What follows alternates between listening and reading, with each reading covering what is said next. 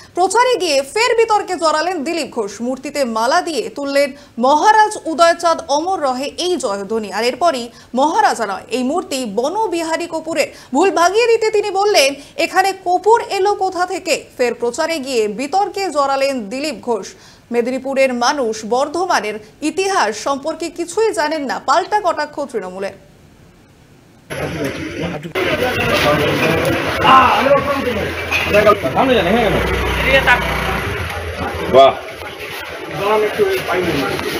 महाराज उदयचांद अमर रहे, महाराज उदयचांद अमर रहे।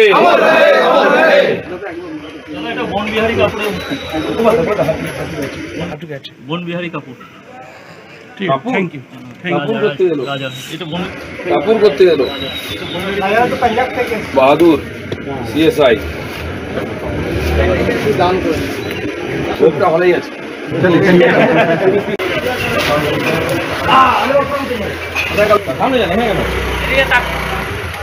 वाह, महाराज उदयचांद अमर रहे, महाराज उदयचांद अमर रहे। বনবিহারী কাপুর, বনবিহারী কাপুর। Thank you. কাপুর করতে গেল, কাপুর করতে গেল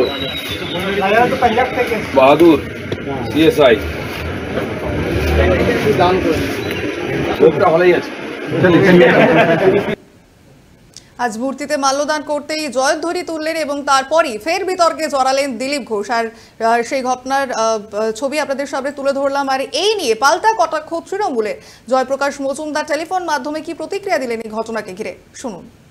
দিলীপ বাবু সকাল থেকে এত এলোমেলো কথা বলেন, তাতে এরকম ভুল হওয়া তার স্বাভাবিক। এবং আমি একটা টুইট করেছি এর মধ্যেই, বা ওই এক্স হ্যান্ডেল যেটা এখন বলা হয়, যে দিলীপ বাবুর মানসিক চিকিৎসার প্রয়োজন। আজ থেকে কয়েকদিন, 2-3 দিন আগেই আমি এক্স হ্যান্ডেলে লিখেছি। সেই লেখাটা যে ভুল ছিল না, সেটার আর একটা প্রমাণ পাওয়া গেল তার এই এলোমেলো আচরণের জন্যে। কোন মূর্তিতে মালা দিচ্ছেন, কার নামে জয়ধ্বনি দিচ্ছেন, আবার তারপরে কি বলছেন নিজেই জানেন না। এমনিতেই সারাদিন ভুল কথা বলছেন, নিজের পার্টির কোপে পড়েছেন, নিজের পার্টি তাকে বাদ দিতে চাইছে, আর তারপরে গরম পড়েছে। তাই জন্য তার মানসিক সন্তুলন ঠিক নেই, এটাই প্রমাণ হচ্ছে।